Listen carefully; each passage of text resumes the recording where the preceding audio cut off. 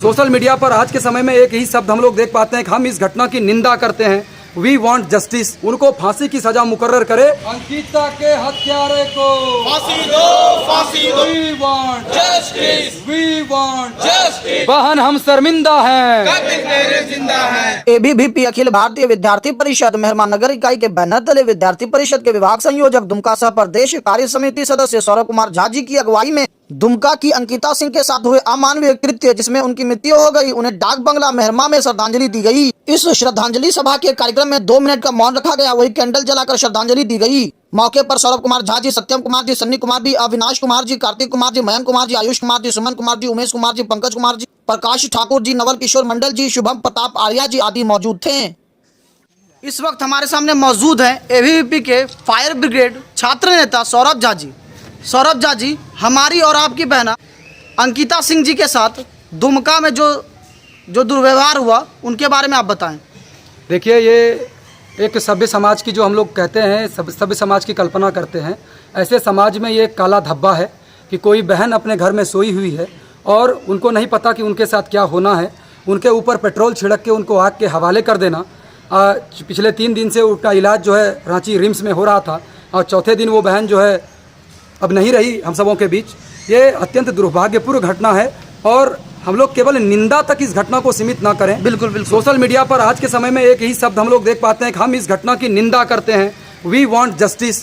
केवल ये नारों से या केवल ये निंदा करने मात्र से उस बहन को इंसाफ नहीं मिलेगा। हम लोग ये मांग करते हैं कि जो दोषी हैं वो तो ऑलरेडी प्रशासन के हाथ में है।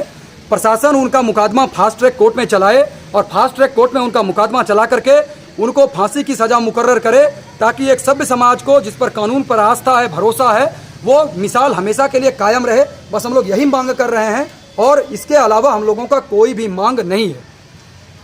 सरकार से क्या मांग है? झारखंड सरकार से क्या कहेंगे? झारखंड सरकार से यही मांग है कि आप अभी सत्ता में विराजमान हैं, प्रशासनिक कार्य प्रणाली है वो आपके हाथ में है और हम सबों को भी आपसे काफ़ी उम्मीद है कि अगर आपको व्यस्ततम जीवन से समय मिले तो आप एक बार इस बहन की तरफ भी रुख करें और इनको इंसाफ दिलाने में अपनी महती भूमिका निर्वहन करें। यही श्रीमान अभी झारखंड सरकार में जो मंत्री हैं, जो मुख्यमंत्री हैं, जो भी विधायकगण हैं, जो भी हैं या जो सत्ता पक्ष में नहीं है, सबसे हमारा यही मांग है कि आप सभी इस बहन के इंसाफ की लड़ाई लड़ें। राजनीति से ऊपर उठकर एक बहन के इंसाफ के लिए मांग करें। राजनीति अपने जगह है, वो आज होती रहेगी हर हमेशा के लिए, लेकिन जो पिता इस अपनी बेटी को आज कंधा देंगे उनके ऊपर क्या बीतेगी, थोड़ा एक बार इसको स्मरण करते हुए इस बहन के इंसाफ के लिए आगे आएं और बहन की इंसाफ की लड़ाई लड़ें। और ये जो दोषी है इसको फांसी की सजा होनी चाहिए। उसके अलावा इनको कोई भी सजा मिले तो ये कम होगा, क्योंकि ये बहन अब नहीं रही तो उनका रहना भी कोई महत्व नहीं रखता, उसको भी अब नहीं रहना चाहिए। सौरभ जी, जब इनके ऊपर पेट्रोल डालकर जलाया गया और इनका जब इलाज के लिए इनको रांची रिम्स में ले गया, इनकी सूझबूझ लेने के लिए एक भी जनप्रतिनिधि नहीं पहुंचा, इसके बारे में आप क्या कहना चाहेंगे? देखिए, सत्ता में विराजमान लोगों को ये बात समझना चाहिए कि वो सत्ता में तभी गए हैं जब उनको यहाँ से लोग वोट दे करके भेजे हैं। और यहाँ से कोई लोग अगर ऐसे, ये तो कह सकते हैं जिहादी मानसिकता की शिकार बनी बहन जो रांची रिम्स में अपना ज़िंदगी और मौत से लड़ाई लड़ रही थी और उनको कोई भी जनप्रतिनिधि उनसे मिलने के लिए नहीं गए, तो ये उनके ऊपर शर्म है, थू है। इसके अलावा एक भी शब्द मेरे पास नहीं है जो हम कह सकें। उनको हर कीमत पर जा करके सूझी बूझी लेना चाहिए, उनका सुधी लेना चाहिए, उनके परिवार वालों से मिलना चाहिए कि उनके ऊपर क्या बीत रही है। केवल यही नहीं, अभी हम लोगों ने देखा कि हर घर तिरंगा कार्यक्रम में रांची में एक परिवार के करंट लगने से 2 लोगों की या 3 लोगों की पूरा पता नहीं है मृत्यु हो गई। उनके परिवार से भी मिलने के लिए कोई जनप्रतिनिधि नहीं गए। तो ये कहीं ना कहीं लोकतंत्र में ऐसा होता नहीं है, क्योंकि हम लोग यही जानते हैं कि आज आप हैं सत्ता में, कल नहीं होंगे, कल कोई और होंगे, परसों कोई और होंगे। लेकिन लोकतंत्र कहते हैं तो लोकतंत्र का मालिक लोक है, यानी जनता है। आपको उनसे जुड़ करके रहना चाहिए, उनकी सुधी बुद्धि लेनी चाहिए। अगर नहीं ले रहे हैं तो ये तो मैं क्या कहूँ, निशब्द हूँ, ये कहीं से अशोभनीय है।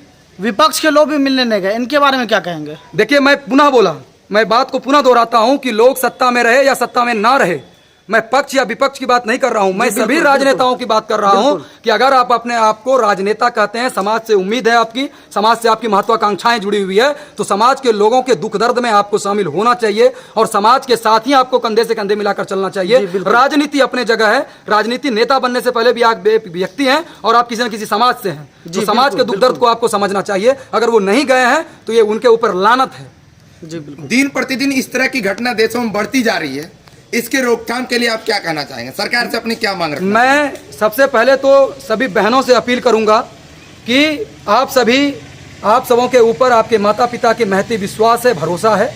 आप समाज में आप उदाहरण अपने आप का कहीं न कहीं एक सर्वोच्च पद पर आज द्रौपदी मुर्मू जी हम सबों की राष्ट्रपति हैं। आप उन सभी के जीवन से प्रेरणा लें और जीवन में आगे बढ़ें। इन सभी चीज़ों से आप सभी भी दूर रहें और साथ ही साथ मैं सरकार से, प्रशासन से भी इस विषय पर आग्रह करता हूं कि ऐसी कोई भी घटना हो तो इनको, अगर छोटी सी घटना हो तो उनको ये कहकर नहीं टाल देना चाहिए कि ये छोटी सी घटना है, उस पर एक्शन उसी समय लिया जाना चाहिए ताकि आगे ये घटना बढ़ने से पहले उस पर लगाम लग सके, एक पूर्ण विराम बन सके। ऐसा प्रयास करना चाहिए। अंकिता के हत्यारे को फांसी दो, फांसी दो। अंकिता के हत्यारे को फांसी दो, फांसी दो। बहन हम शर्मिंदा हैं, जिंदा है। बहन हम शर्मिंदा हैं, तेरे कातिल जिंदा है। We want justice, we want justice, we want justice, we want justice। बहन हम शर्मिंदा हैं, तेरे कातिल जिंदा है। बहन हम शर्मिंदा हैं, तेरे कातिल जिंदा है।